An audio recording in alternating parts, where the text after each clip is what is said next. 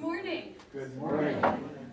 Thank you for coming today, our first in a series of wilderness stories throughout the month of March that we will hear on Sunday mornings. I went out to coffee with Mike a couple months ago, and he was talking, and he said, you know, there's a story in there somewhere. And I went, and I'm not sure he's happy we went out to coffee or not. I'm especially grateful that you're going first, because it's hard to be the first one. This series is part of kind of the larger arc of storytelling that we've been doing here at St. Matthew's. And so what will happen today is technically called a witnessing conversation. So what's going to happen is I'm going to invite Mike to come up and tell his story. And these are the things that I want you to be thinking about while you're listening. So what parts of this story are you drawn to? When you listen, maybe you think, oh, I want to know more about that.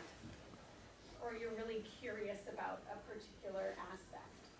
What words, images, or pictures come to your mind if you're a visual person? What values were evident in this story? As Mike tells the story, it will say something of him and his values. So what are those values that are evident in the story? What touched you or made you feel something personally, not professionally or academically? So I'm trying to connect this to your heart and not your brain. Does that make sense? Okay. So Mike will come up, we'll share, you'll be thinking about these things. And then when he's done, I'll ask you to talk to a couple people near you with another set of questions. And to just talk about what you heard.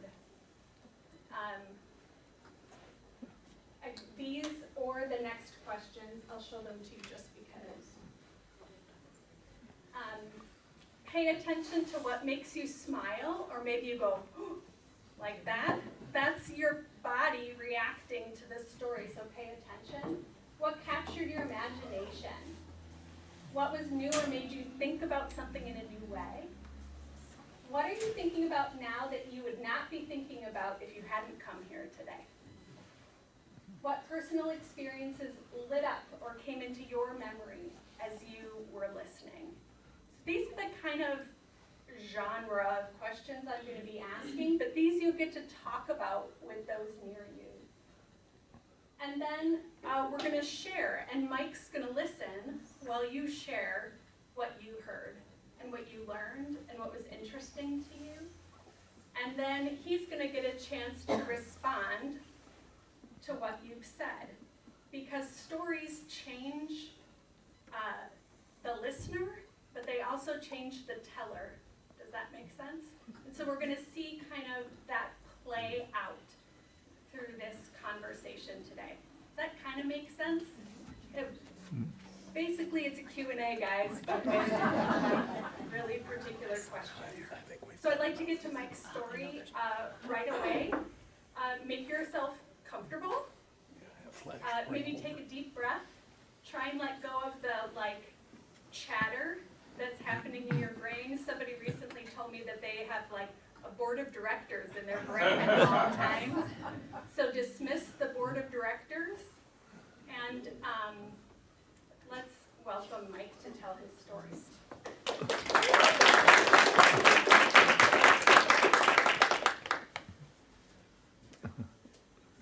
Do that right. Everybody can hear me okay? You didn't say this was a witnessing. That makes it sound a lot more serious. Thank you for all being here. Let me begin my wilderness story at a wilderness time for our country and ask, do you remember January 6th, 2021? That date is sort of like November 22, 1963, or maybe even September 11, 2001. One of those days you remember often vividly, except not for me. My only memories are from news reports and stories from others. Amidst that political discord, and in the throes of the COVID-19 pandemic, I was having unexpected brain surgery, the need for which was identified a few days earlier on Christmas Eve. So much of my story flowed through and beyond that moment. While that was a pivotal time in my story, let me back it up a little bit to an almost fairy tale story that I felt I was living. I had and continue to have a wonderful family. Donna and I, yeah, she sat way in the back today, are celebrating our 32nd wedding anniversary later this year. We simply could not be more proud of our daughters who are doing amazing things in their lives and with their careers here in the United States, and as St. Matthew's knows well, in Ghana. Your generosity and support is something Donna and I will never, ever forget. We had settled into this wonderful community, both St. Matthew's and Wauwatosa. The Dukes of Wetmore had been founded, and soon our wives would join us as the Duchesses. I had an extraordinarily successful career, doing, in my mind, incredibly important work, trying to rid the world of HIV and AIDS. I climbed from the most entry-level position, literally the only one working in the basement of the building, to become the CEO. The organization had grown from $2 million in annual revenue to $264 million.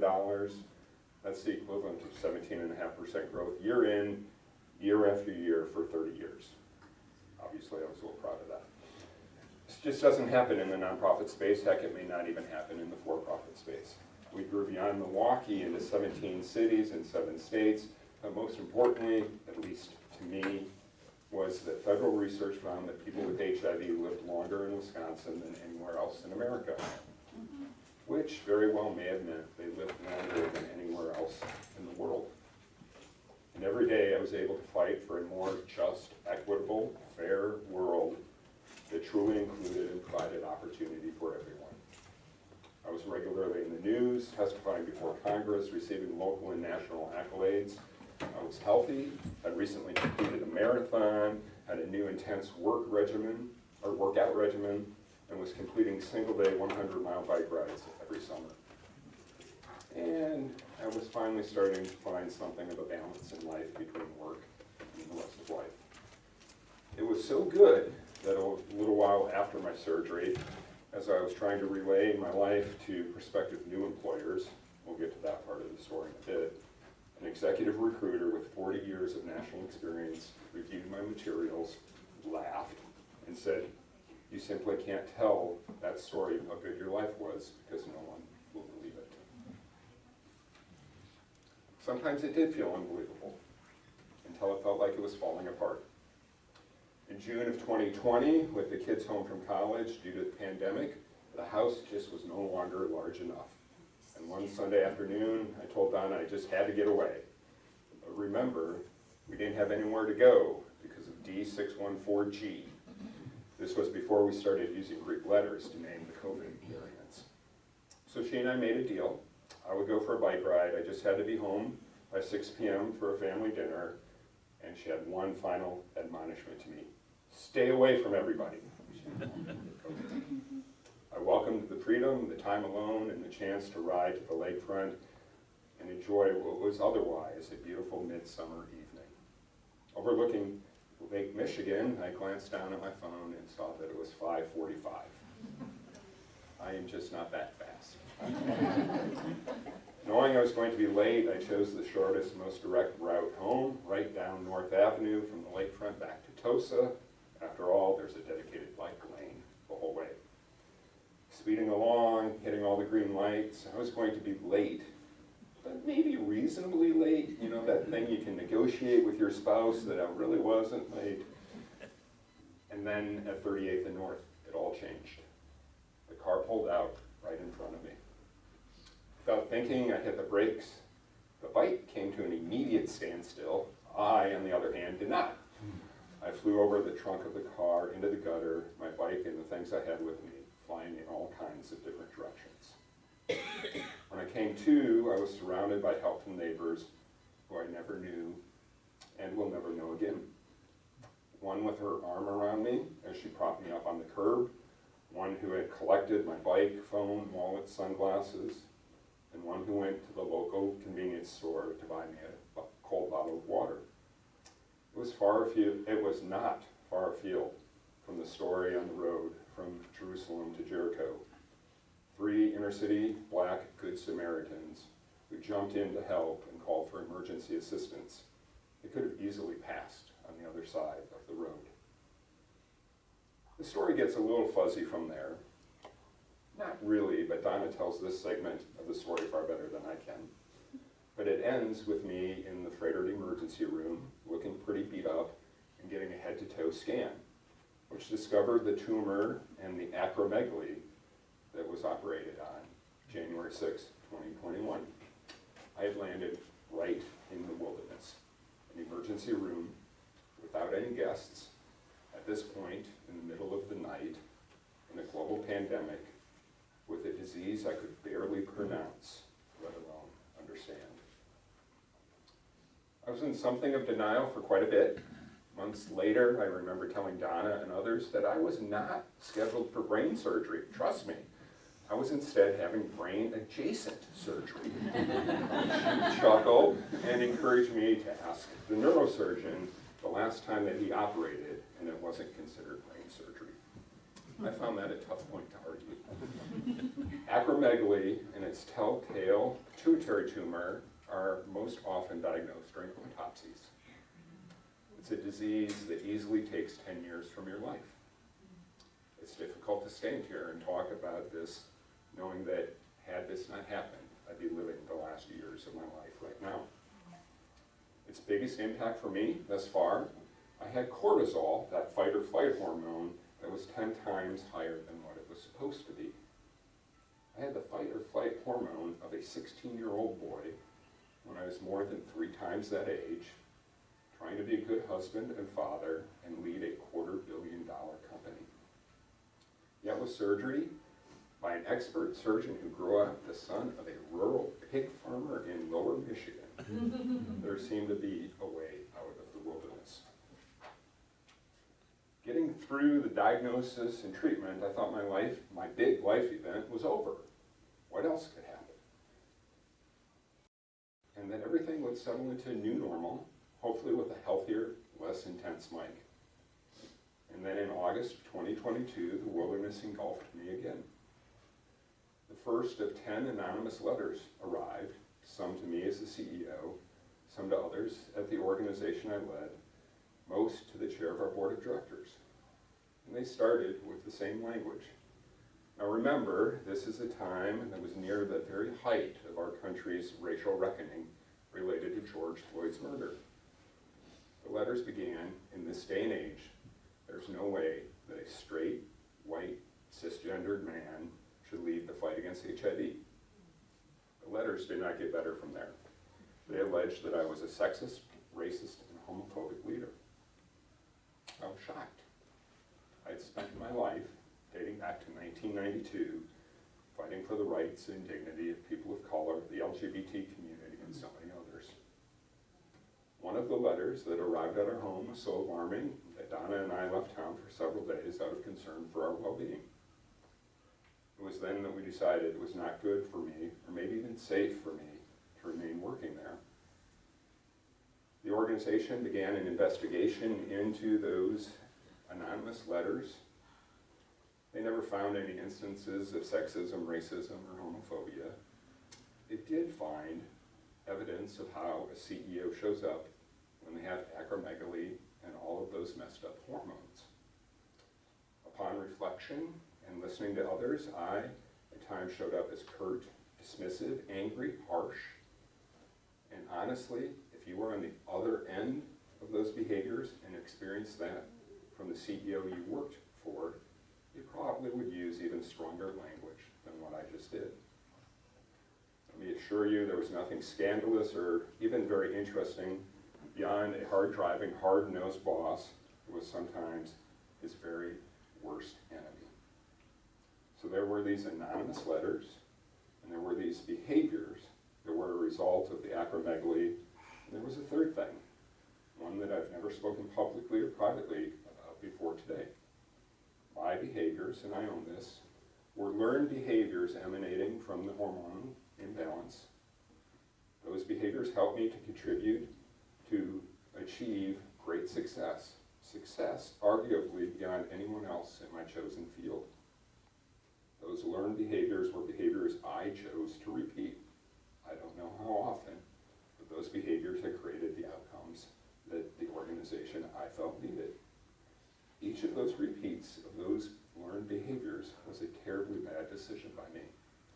I want to be really clear. I've come to understand almost 3 years later that I have responsibility in part for my departure.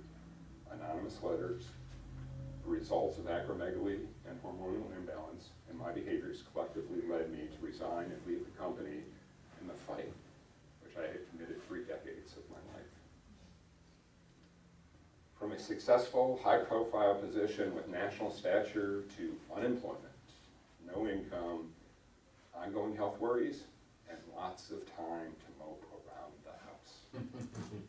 Thank goodness Donna took my phone and laptop away some days, so I didn't do something stupid. I learned this time is known as liminal time, the time after what was and before what would become. For me, it was easily the most difficult, stressful time of my life. A time that just began to abate really a few months ago. The most vivid memory of that time was a night in the summer of 2024, 18 months into this liminal time. I just could not sleep. Went to bed around 10 o'clock, was tossing and turning at 11 and at midnight. Around 1 a.m., Donna rolled over and reminded me that there were 3 other bedrooms in the house.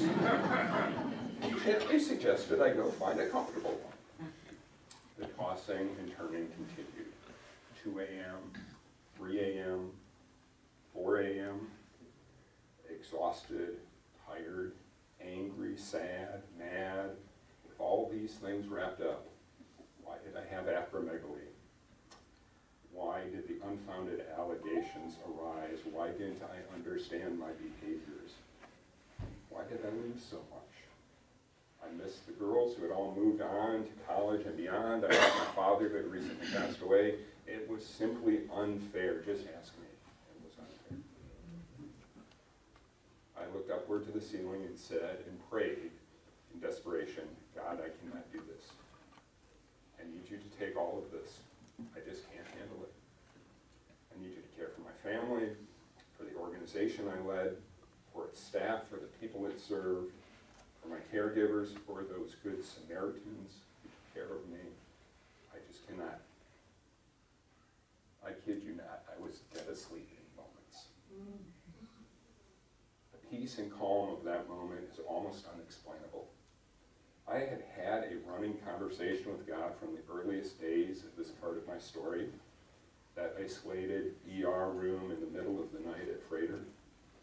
I found great comfort in the pews of St. Matthew's and great frustration when God's plan for me did not make any sense. In my mind, after all, I'd been doing God's work my whole career. It felt a little bit like being abandoned. So, where's my story now?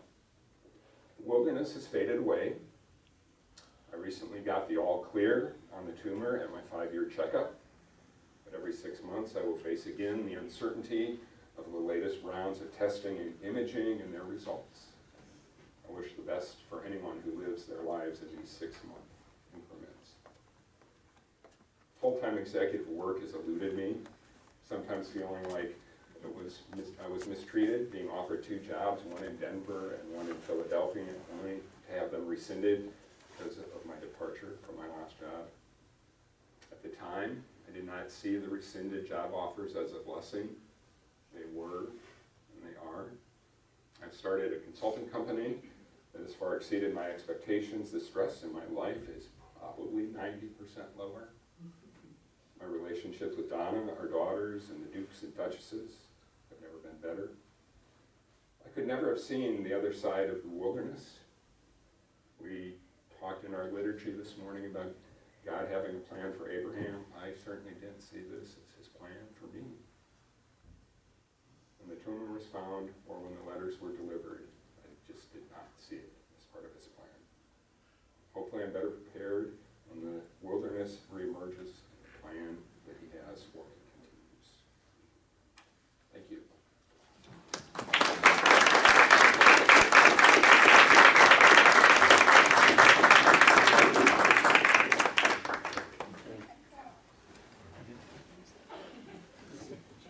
Let's just take a minute to digest that and to honor Mike for his sharing.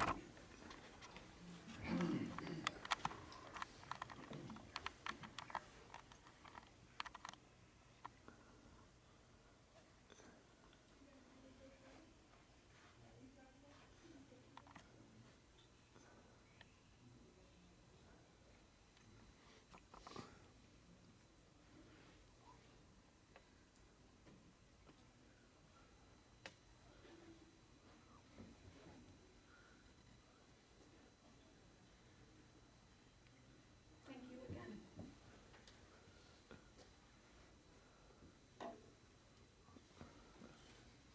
You do take a deep breath. Everybody's silent. So what parts of Mike's story were you drawn to? What words, images, or pictures came to mind? You helped us with one by connecting your story to the story of the Good Samaritan. What values that Mike is living out were evident to you in his story?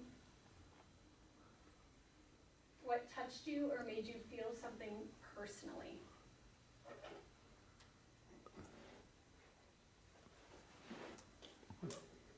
What made you yearn, smile, sigh, or gasp? I heard several gasps. What captured your imagination? What was new or made you think about something in a new way? What are you thinking about now that you would not be thinking about if you hadn't come here today? What personal experiences lit up or came into your memory as you were listening? I'm going to leave these up here, and this is a guide, right? So you could talk about the ones on the previous slide or about something that's not even on here. And I'm going to leave them up so you can kind of reference this as you're talking. But I would ask that you keep the conversation about the story. It would be real easy to say, you know, my neighbor went through something similar, let me tell you about it. Or, you know, my uncle, or I had a co-worker with a brain tumor, right? Like, that's too far afield of what we're trying to do today. So keep it about the story, the way that it was told, and how it has changed Mike, and then how it has changed you or touched you in listening to it. Hope that makes sense. Getting some head nods. Okay. So please, you can move your chairs around. Find a couple people, not a huge group, because I want everybody to be able to share. And discuss these things, or the things on the previous slide about, you know, the ones on the previous slide. So go ahead, move and find a small group.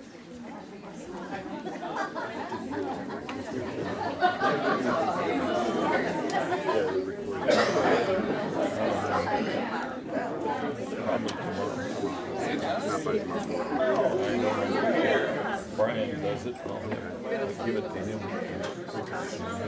It sounded like it was a pretty good Yeah? Yeah. I wanted to watch it before Bible study probably. And I know people, I don't know if Brian will get it up there today. We can ask him. Yeah, let's see if Well, maybe.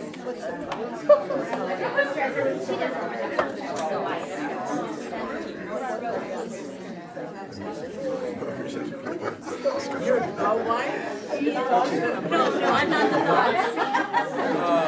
We have a double seated plan. You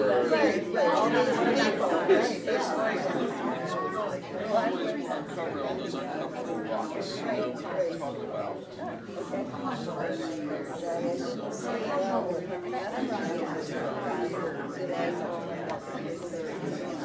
didn't get to do that. I didn't get to it. I stopped. Yes, but I didn't. Right on the summer. I came in at the yeah, that's how we saw it.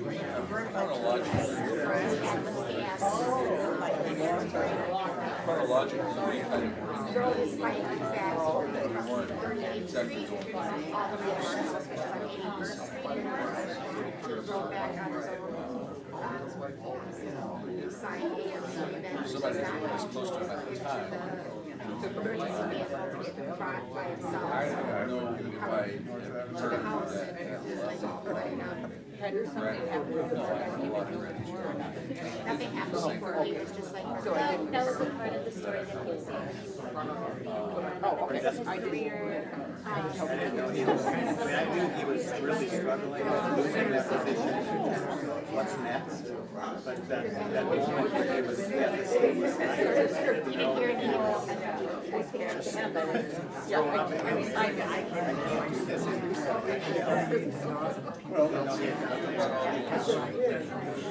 There's always one small step also. Trying to find his way back. That was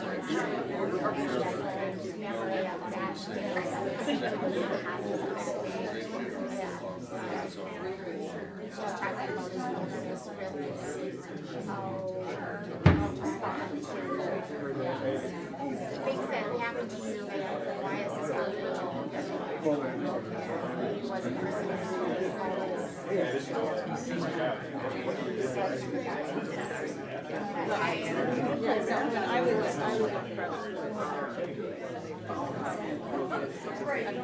I'm relatively new to Milwaukee, and I live in Brookfield, and I only know certain parts. Yeah, I hear you. About as far, I actually at the but, time, you know, there's no interest with almost instantly. Probably at a higher level because of that.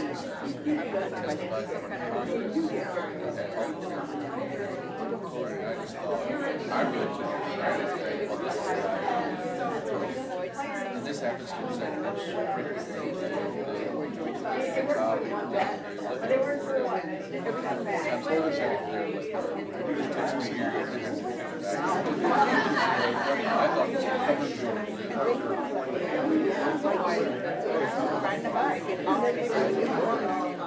This was June of 2020 when he had the accident, so there was still a lot of unknowns about how close you could be to somebody.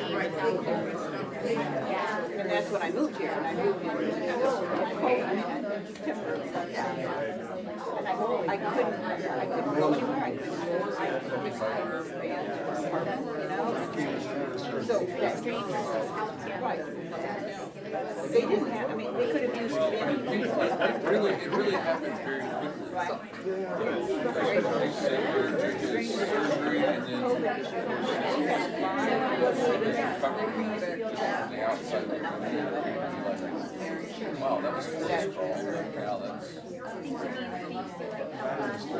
could have been retracted or being shown some type of degradation.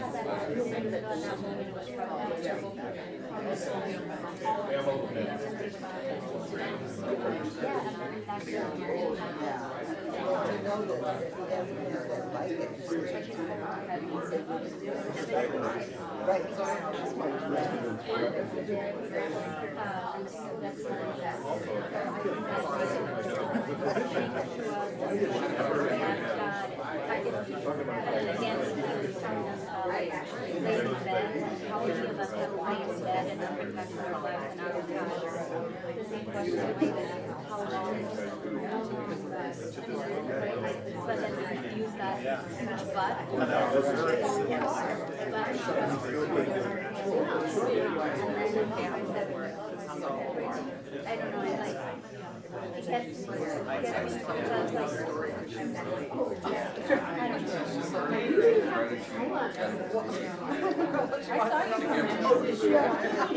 don't know, I like there's no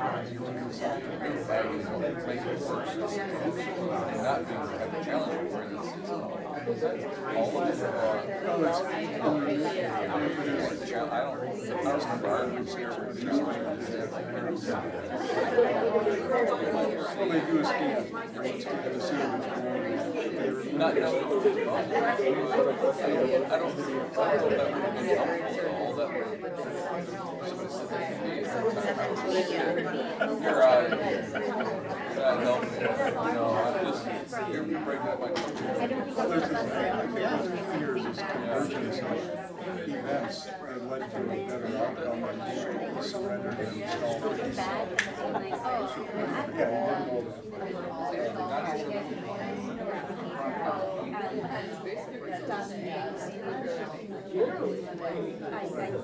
because we all have our different,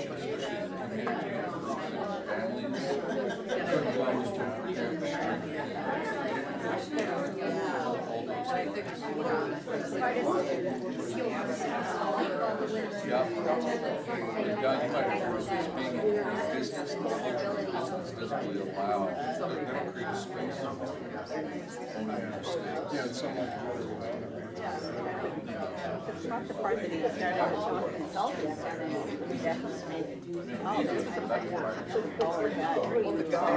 I know. Behind us, promoting the next thing.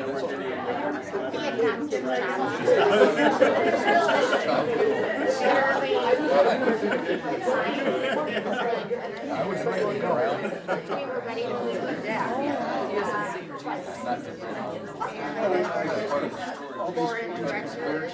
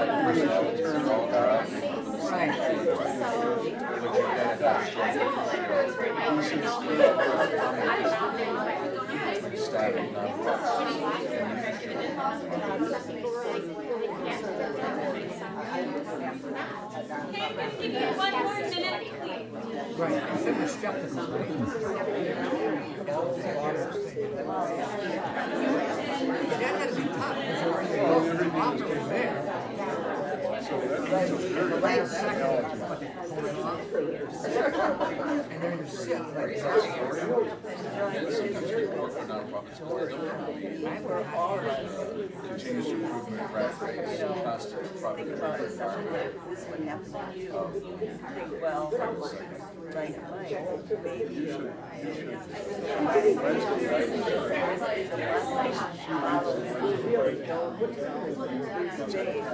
try and come back together. If you need to turn your chair around, you can do that.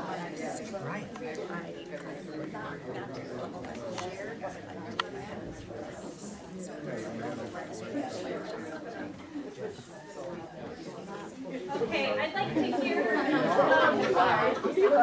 what you discovered, what you talked about. Mike, can you believe the amount of conversation that you started?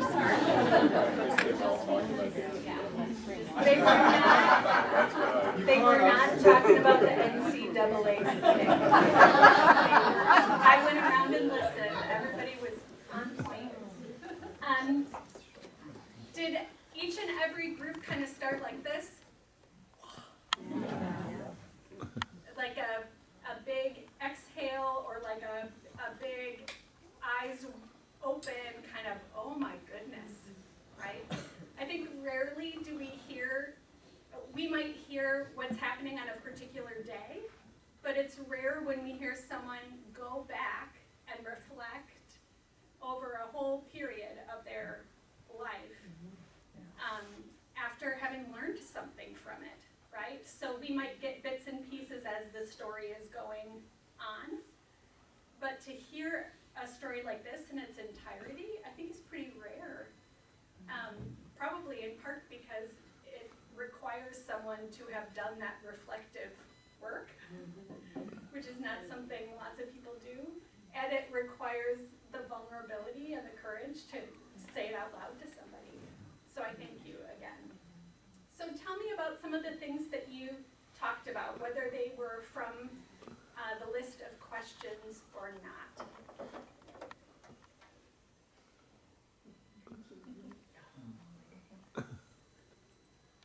Yeah, sure. So many twists and turns to the plot. Yeah. That it, so many twists and turns in the plot. So imagine living that, right? And not just hearing about it. What else? Oh, yeah. Alan. Jackie brought up the story of Job. Job. Yeah, Yeah, this is a Job story. a Job story. Yeah, there were several biblical images that were kind of apparent in the story. What else? Connor. There's also some parallels with Jacob wrestling with the angel or God of the Jabbok River for that night that Mike was tossing and turning and giving it over to God, and then he had the peace that surpasses all understanding, the blessing of Jacob before the angel leaves. So Mike's story is woven into a bigger story. Yes.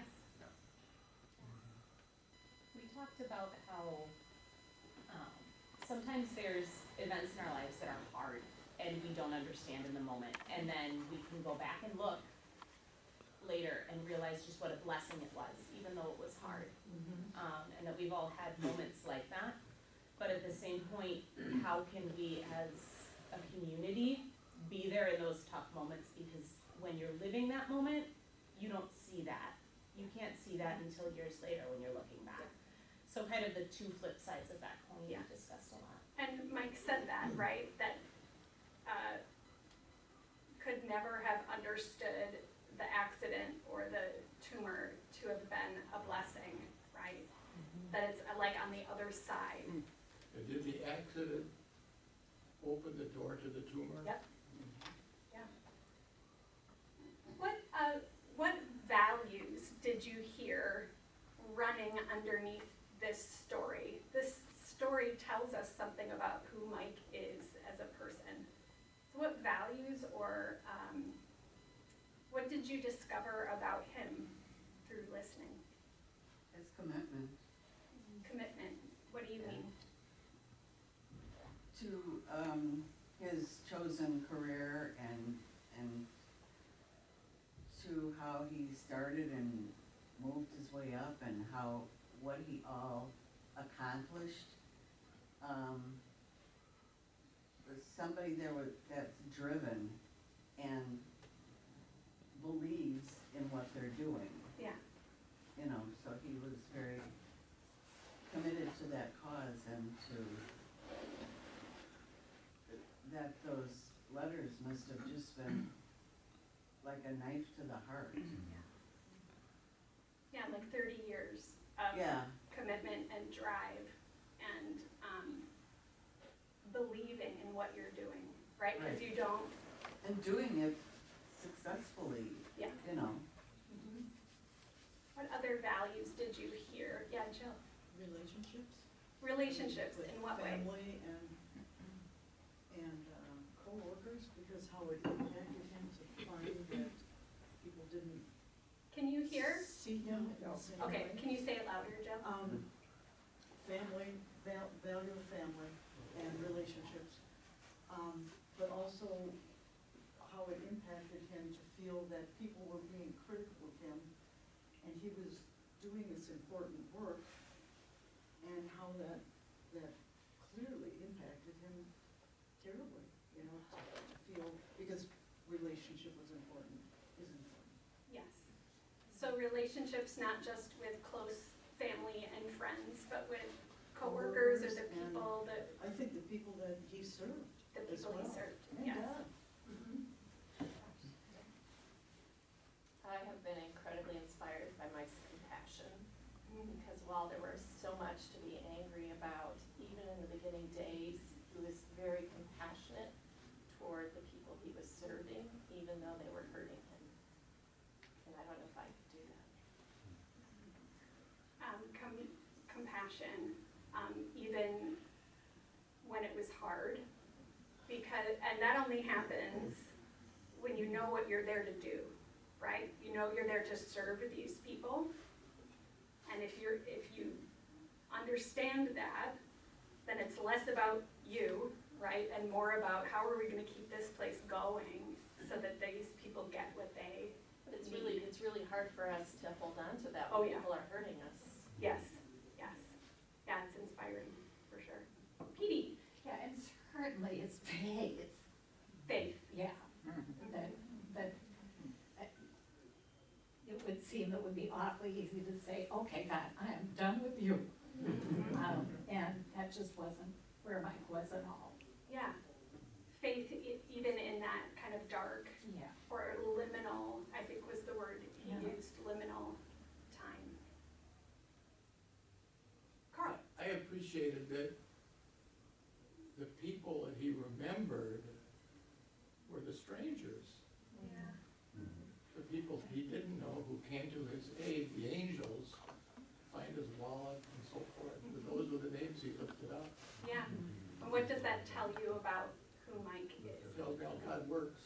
How God works, yeah, through strangers, right, yeah. And, I heard a little pitch in your voice when you said strangers that you didn't know and you would never know, you know, that you can't thank them, you know. What else? Yes, Deb, Integrity, because Mike talked about that time. be where- really loud. Mike talked about that time where it felt like everything was so unfair, and he had every reason to feel kind of a victim, right? I've done all these good things, I've made all this investment, and this is what I get back, and now I've got a brain tumor too. But he didn't stay there, and not only did he not stay there, but he reflected, and that's what really struck me on, how did I contribute? To have the courage to be as rigorous with yourself as I know he was in his work, that is a really unique kind of courage and integrity to hold yourself to that standard, and then to share the vulnerability, to share that with all of us is just really amazing to me. Yeah, because everybody has difficult things that happen to them in life, and I think often what happens is that we just try and get through it, like we just kind of try and survive, and then that time in our life becomes like, oh, that terrible thing that happened to me that just kind of festers in you, right? And when you're asked about it, you can go right back to that place of anger or of frustration because it's just living in you. But Mike has like taken responsibility for some of that time and reflected on it. And when you told your story today, I didn't hear anger. And I'm sure there was a time when you were real angry. But I didn't hear anger today. Did anybody hear anger? No, I heard like compassion and humility and, what are some other good words? Yes? I would say, I heard like gratefulness, like that it didn't fester, where in some people it could have like gone on. And I heard that in a way, you're kind of grateful that this transpired, not back in the day when it happened, but as now you live your life. And how about you? How do you feel like this story is gonna sit with you, either today or in the future? Like, what are you thinking about now that you weren't thinking about this morning or before you heard the story? Yeah. Patience. I like the word liminal spaces, and I think we've all had liminal spaces where we're in that dark moment of unknowing.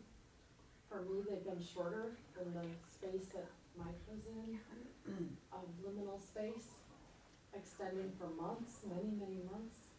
And the patience, as Petey said, the faithfulness, but also just the patience to endure that is something that will stay with me. Because we all will face those liminal spaces, and it can be, sometimes we could have fight or flight, like I wanna get out of here.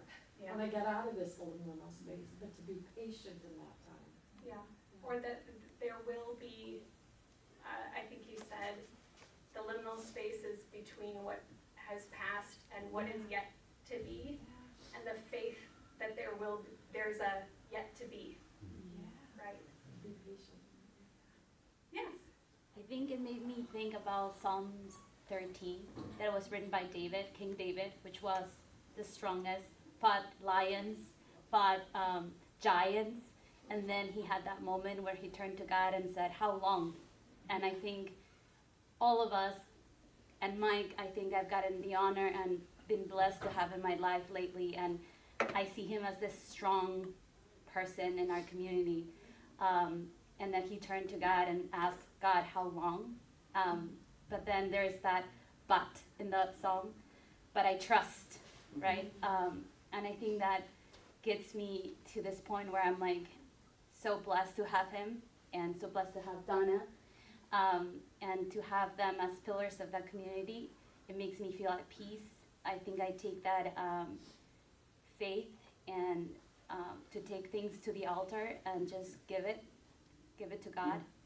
I think I take that to heart, and it breaks me to look back and then think that he had that moment. And I think all of us, we have some of us are mothers, some of them are fathers, and we look back, we have those moments, and I just think like we could be kings and grab lions by their hair, but at the same time go back to bed and then have those demons talking to us, and then we can just go back and say, "God, I trust in your unloving and your unfailing love." So that's what it gives me. Yeah. Yeah, and it's all within the realm of our experience, right? Yeah. It's like having like someone over here was saying patience, it's all part of the path, but you just don't know when you're gonna get thrown off or when you're gonna be back on, so you said that really well.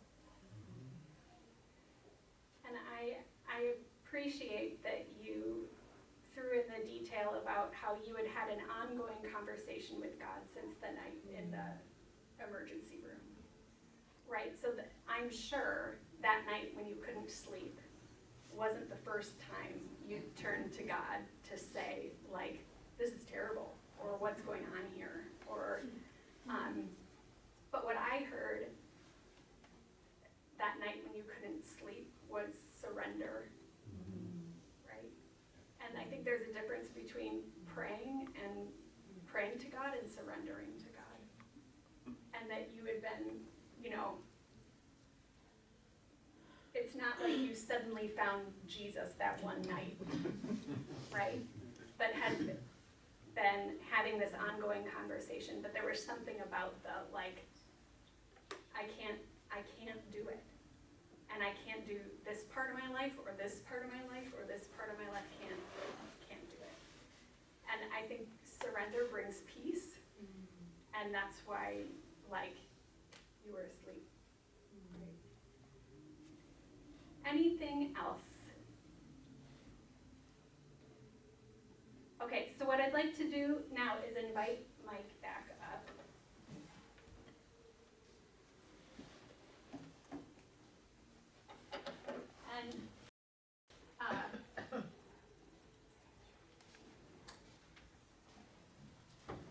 And just to hear, what has it been like to share this story in front of an audience?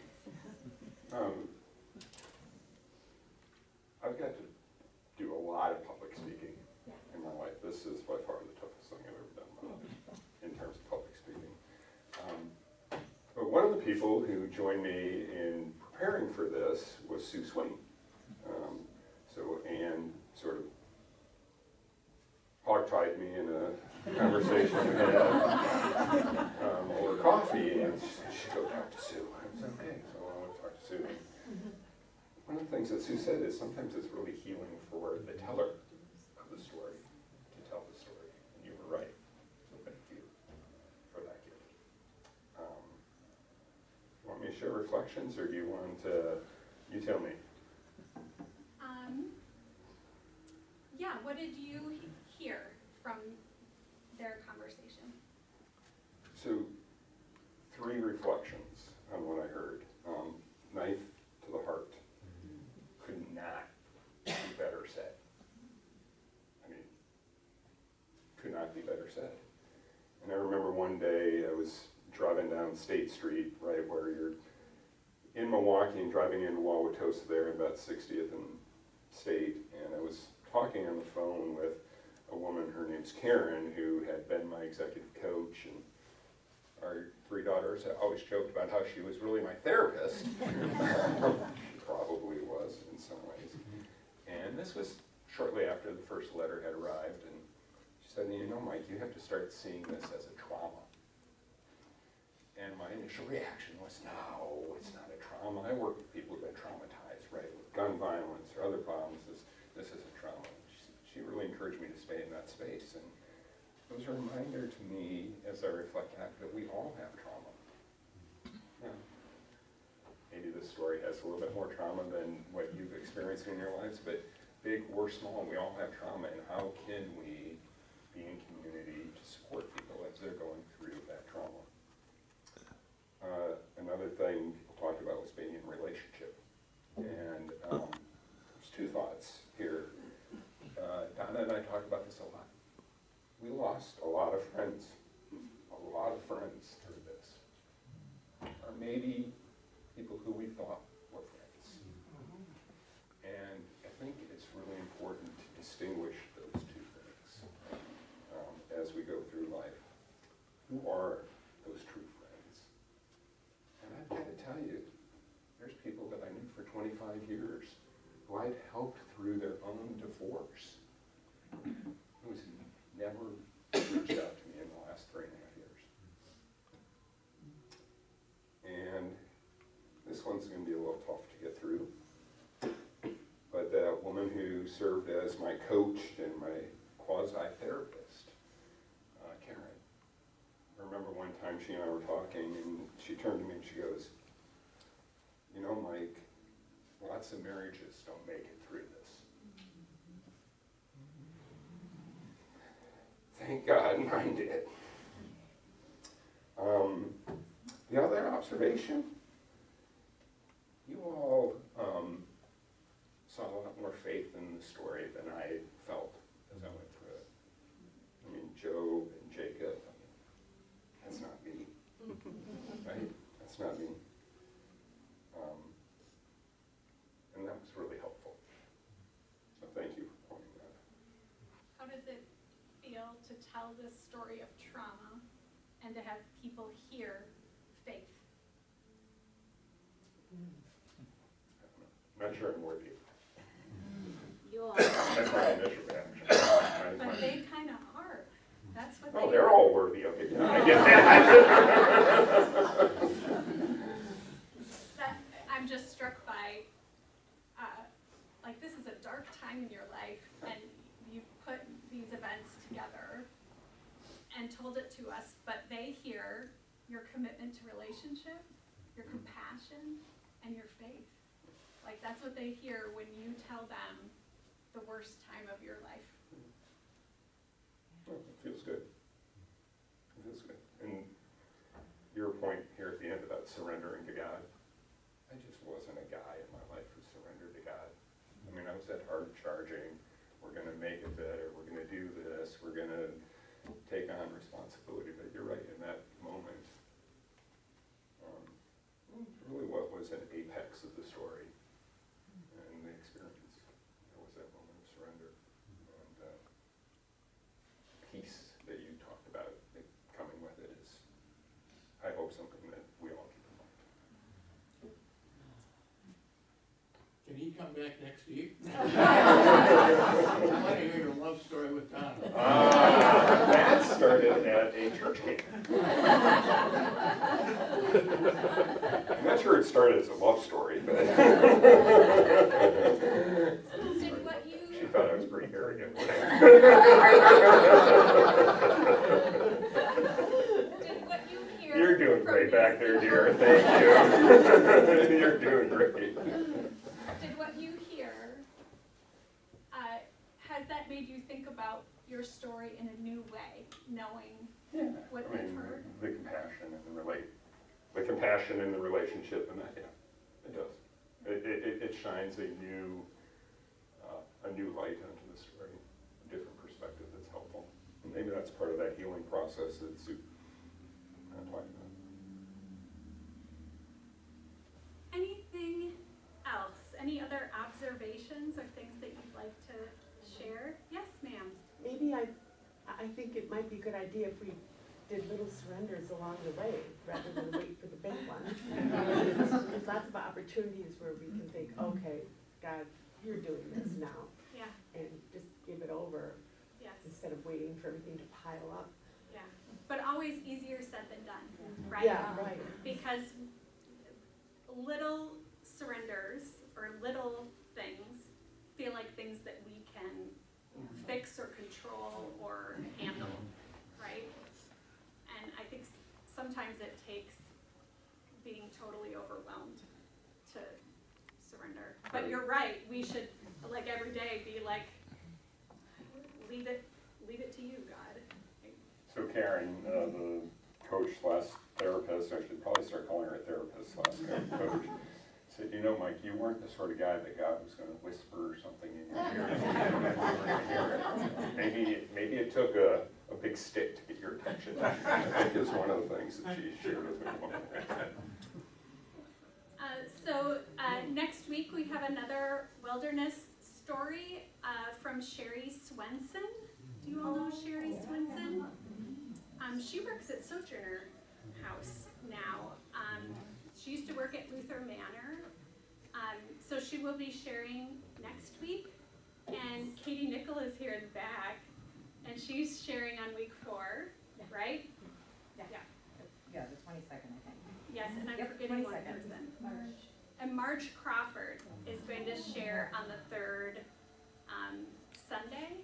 And I hope you'll make an effort to come because it's going to be a great story every week. And I just want to, one more time, thank Mike for the honor of hearing his story.